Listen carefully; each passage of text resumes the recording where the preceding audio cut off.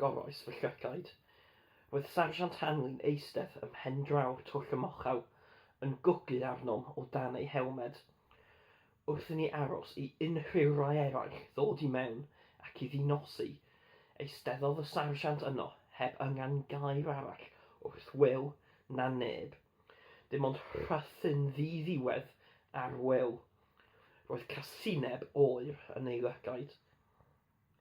Erbyn i ddinosi, doedd dim golwg o hyd o ifan, na chwaith o ddwsin o rai eraill, a oedd wedi mynd allan gyda'r sarjant i ymuno ar ymosodiad ofer hwnnw.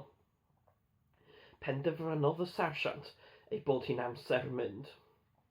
Felly, yn hywyllwch y nos, fesul 2 a 3, aeth gweddill y cwmni ar ei 4 nôl i'n ffosydd ar draws tir neb, gyda Will yn fy hanner llusgo, hanner cario'r holl ffordd. Oddi ar fy stretcher yng ngwaelod y ffos, edrychais i fyny a gweld Will yn cael ei arestio a'i gludo y maith. Digwyddodd popeth mor gyflym wedi hynny. Doedd dim amser i ffarwelio, dim ond ar ôl iddo fynd y cofias fy mreuddwyd unwaith eto ar y ddewid wnes i ynddi, a ddewid nad oeddwn wedi ei chadw.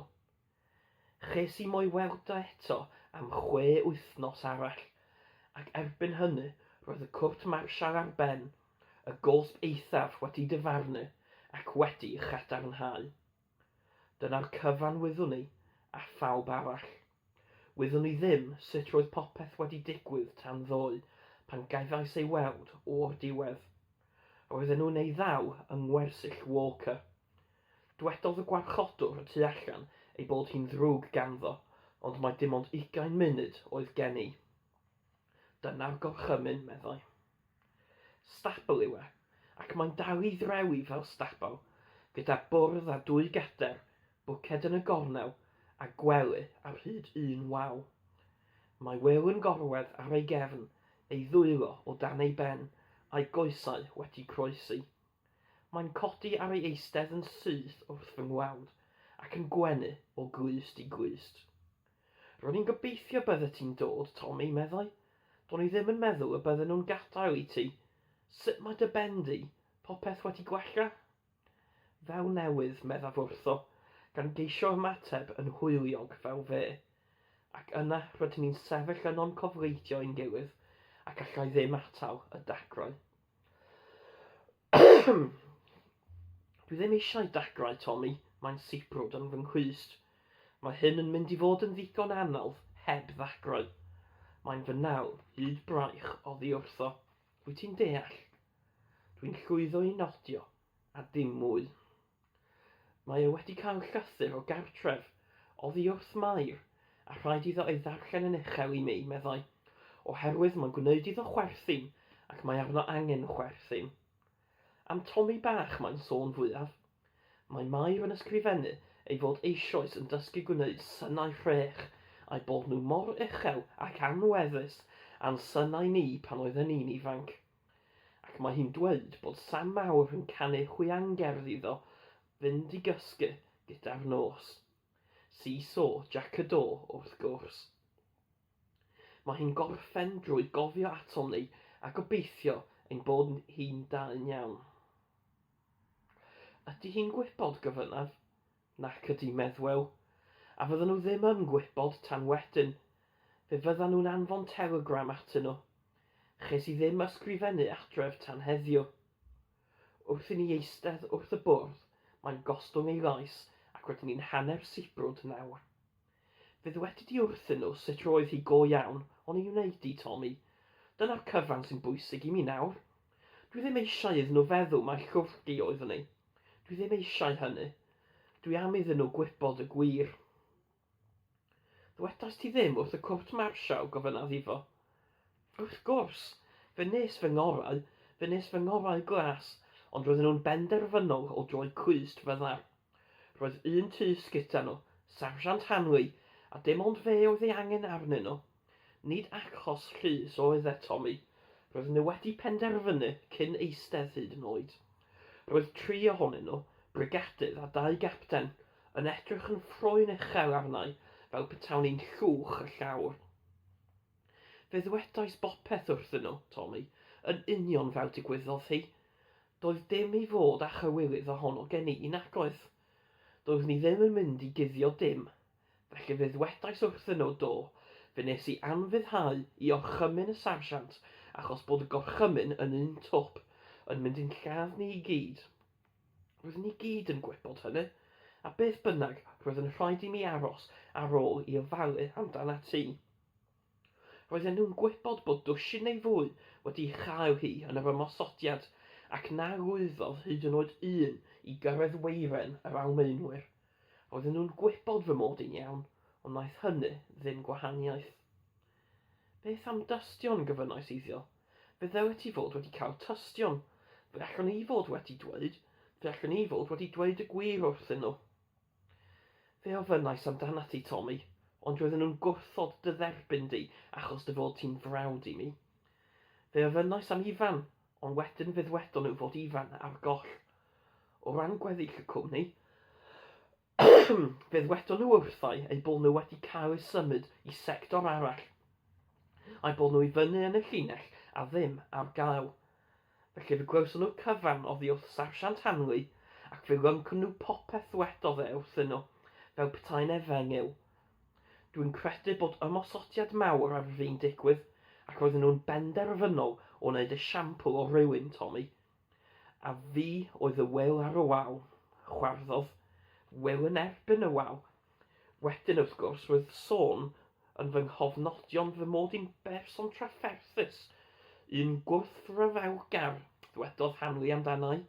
Ti'n cofio y tapr, cyhyddiad o anfuddod difrifol, Field Punishment No. 1, roedd y cyfan yna gyda nhw yn y cofnodion, a'n rhoed I hefyd.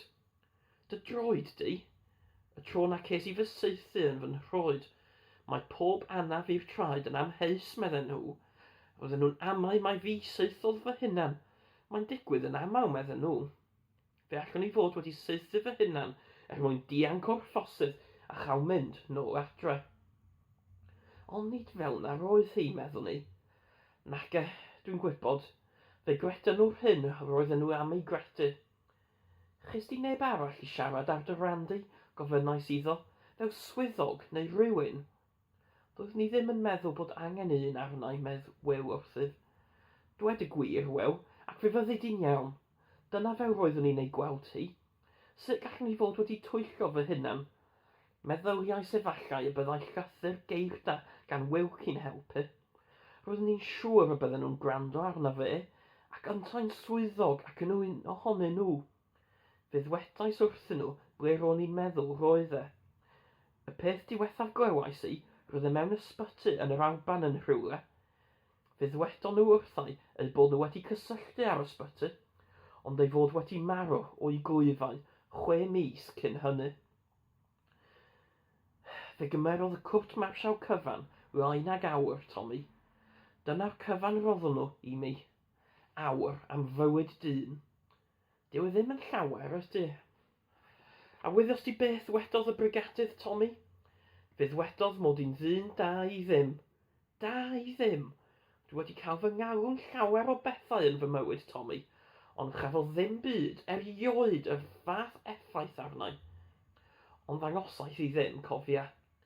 Roedd ni ddim wedi rhoi'r pleser hwnnw iddyn nhw, ac wedyn fe gyhoeddodd e'r ddedryd. Dyna roeddwn ni'n ei disgwyl erbyn hynny. Effeithiodd y peth arnau ddim hanner cymaint ag y disgwylion. Dwi'n plygu fy mhen, achos allai ddim atal y dagrau rhag croni yn fy llygaid. Tommy, meddef, gan godi fy nghen. Edrych ar yr ochr olau. Dyw hyn ddim mwy na'r hyn roedden ni'n ei hwynebu bob dydd yn y ffossydd. Fe fydd y cyfan drosodd yn gyflym iawn, ac mae'r bechgyn yn gofalu'n dda amdanaf yma. Dydyn nhw ddim yn hoffi'r peth chwaith. 3 ffryd o fwyd poeth y dydd. Allai ddim cwyno, mae'r cyfan drosodd, neu fe fydd y cyn hir, beth bynnag. Wyt ti eisiau te, Tommy? Newydd ddod â pheth I mi roedden nhw pan ddest ti. Felly rydyn ni'n eistedd, un bob pen i'r bwrdd, ac yn rhannu mwg o 10 cryf melys, ac yn siarad am bopeth mae Will eisiau siarad amdano.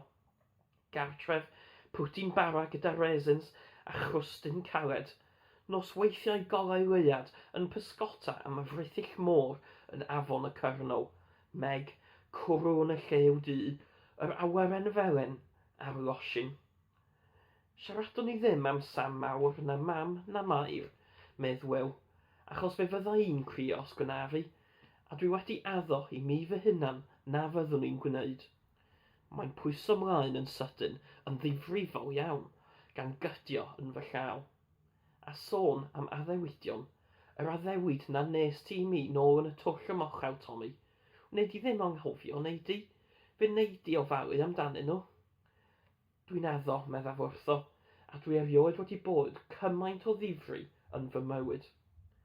Mae'r watch gyda ti o hyd felly, meddef, gan dorchu fy llawes. Cadwa hi ei dician drostoi, ac yna, pan ddaw'r amser, rho hi i Tommy bach, fel bod rhywbeth gyda fe oddi wrthau. Fe fyddai hynny'n braf. Fe wneud i dad da iddo, fel roedd tata i ni. Dyna'r eiliad. Rhaid i mi ddweud nawr. Dyma fy nghyfle olaf. Dwi'n dweud wrtho sut bydd tata farw. Sut digwyddodd y cyfan, yr hyn nes i, sut y dylwn fod wedi dweud wrtho flynyddoedd nôl, ond nad oedd ni wedi mentro gwneud. Mae'n gwenu. Roeddwn ni'n gwybod hynny drwy'r amser, Tommy. A mam hefyd. Roeddet ti'n arfer siarad yn dy gwsg, yn cael hunllefau o hyd ac o hyd, yn fy nghadwy ar dy hun oedd et wir. Dwlu pyr, nid ti oedd ar fai. Y goeden raddodd tata, Tommy, nid ti. Wyt ti'n siŵr, gofynodd iddo. Dwi'n siŵr, meddef, yn hollol siŵr.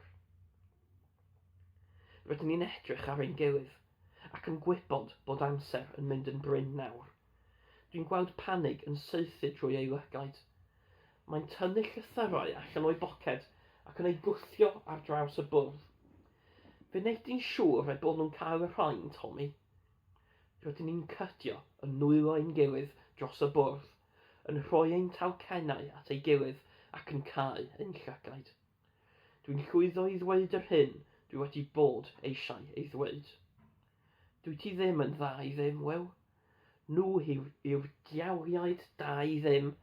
Ti yw'r ffrind gorau dduodd gyda fi erioed. Y person gorau dwi wedi anabod erioed. Dwi'n clywed Will yn dechrau hymian yn dawel. Seesaw, Jack y do, allan o diwn braidd. Dwi'n hymian gyda fe, a'n dwylo ni'n cydio'n dynach, a'n hymian yn uwch nawr. Wedyn rydyn ni'n canu, yn canu'r gan yn uchel, fel y gall y byd i gyd ein clywed ni, ac rydyn ni'n chwerthu'n wrth ganu. Mae'r dacrau'n dod, ond does dim gwahaniaeth, achos nid dacrau tristwch yw'r rhain, ond dacrau dathlu. Ar ôl i ni'n orffen, medd Will, dyna fyddai'n ei garyn bore fore, nid diw gadwar blydi brenin neu rhyw emyn. Seesaw Jack y do fydd hi i Sam mawr i ni i gyd. Mae'r gwarchodwr yn dod i mewn ac yn dweud bod ein hamser ni ar ben. Wedyn rydyn ni'n ysgwydd llaw fel mae dieithriaid yn ei wneud. Does dim geiriau ar ôl i'w dweud. Dwi'n dal gafael yn ein hedrychiad olaf ac eisiau ei gofio am byth. Yna dwi'n troi ac yn ei adael. Pan gyrhaeddais nôl i'r gwersyll brynhawn ddoe, roeddwn ni'n disgwyl y cydymdeimlad ar wynebau hir a'r holl llygaid yn fy ysgoi fel roeddwn ni wedi dod i arfer â nhw am ddyddiau cyn hynny. Yn lle hynny, cefais fy nghyfarch gan wenu mawr a'r newyddion bod Sarsiant Hanley wedi marw. Roedd wedi i ladd, medden nhw wrthyf, mewn damwain anarferol wedi chwythu gan grenad allan ar y maes saethu. Felly cafwyd rhywfaint o gyfiawnder o ryw fath, ond roedd wedi dod yn rhy hwyr i Will. Gobeithio'n fod rhywun yng Ngwersyll Walker wedi clywed am y peth ac y byddai'n dweud wrth Will. Ychydig o gysur fyddai hynny iddo, yn byddai'n well na dim. Cyn hir, trodd unrhyw awenydd roeddwn i'n ei deimlo, neu roedd unrhyw un ohonom yn ei deimlo, yn foddhad diflas, ac yna diflannodd yn llwyr. Roedd fel petai'r holl gatrawd wedi ymdawelu, a phawb fel finna'n methu meddwl am ddim byd ond Wil, am yr anghyfiawnder roedd e'n ei ddioddef, a'r peth anochel fyddai'n digwydd iddo yn y bore. Rydyn ni wedi bod yn aros yr wythnos ddiwethaf yma mewn tŷ fferm gwag. Rhaid na milltir i lawr y ffordd o'r fan lle maen nhw'n cadw Wil yng ngharchar Walker. Rydyn ni wedi bod yn aros i fynd i'r ffossydd ymhellach i lawr y llinell ar y som. Rydyn ni'n byw mewn pebyll cloch a'r swyddogion yn aros yn y tŷ. Mae'r lleill wedi bod yn gwneud ei gorau glas i wneud pethau cynhawsed a phosib i mi. Dwi'n gwybod wrth ei golwg nhw cymaint maen nhw'n cyd-ymdeimlo am mi, yr NCOs a'r swyddogion hefyd, ond ar ei bod nhw'n garedig, dwi ddim eisiau eu cyd-ymdeimlad na'i help a does mwy hangen arnaf. Dwi ddim eisiau difyrwch eu cwmni hyd yn oed. Y cyfan dwi eisiau yw bod ar fy mhen fy hun. Yn hwyr gyda'r nos, dwi'n mynd â lamp gyda fi ac yn symud allan o'r babell i'r ysgubor hon, neu i'r hyn sy'n weddill ohoni o leiaf. Maen nhw'n dod â blancedi a bwyd i mi, ac yna'n fy ngadaw ar fy mhen fy hun. Maen nhw'n deall, mae'r offeiriad yn dod i wneud yr hyn a alle. Ni all wneud dim byd. Dwi'n ei anfon ymaith. Felly dwi yma nawr, y noson wedi mynd heibio, mor gyflym a'r cloc yn tician tuag at 6 o'r gloch. Pan lawr amser, byddaf yn mynd allan, ac yn edrych i fyny ar yr awyr, achos dwi'n gwybod y bydd Wil yn gwneud yr un peth wrth iddyn nhw fynd ag ef allan. Fe fyddwn ni'n gweld yr un cymylau, yn teimlo'r un awel ar ein chwynebau. O leiaf wedyn, fe fyddwn ni gyda'n gilydd.